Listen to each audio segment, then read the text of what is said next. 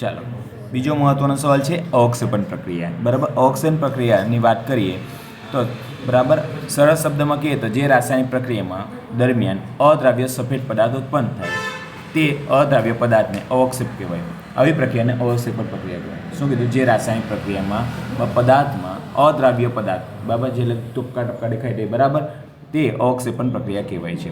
ઉદાહરણ તરીકે જ્યારે સોડિયમ સલ્ફેટ અને બેરિયમ ક્લોરાઇડના દ્રાવણનું મિશ્રણ કરવામાં આવે ત્યારે સફેદ રંગના અદ્રાવ્ય અવક્ષેપ મળે છે. બરાબર, જેમ કે સોડિયમ સલ્ફેટ એટલે Na2SO4 પ્લસ BaCl2 એટલે બેરિયમ ક્લોરાઇડનું દ્રાવણ, તો શું મળ્યું? BaSO4.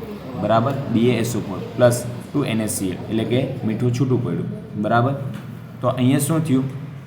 દ્વિવિસ્થાપન થયું. આ પ્રક્રિયા પાછળનું કારણ શું છે? તો આ પ્રક્રિયા Ba2 પ્લસ અને SO4 વચ્ચે આયનની વચ્ચે પ્રક્રિયા થવાથી BaSO4ના સફેદ અવક્ષેપ મળે છે. બીજી નિપજ સોડિયમ ક્લોરાઇડ એટલે મીઠું મળે છે જે દ્રાવણમાં દ્રાવ્ય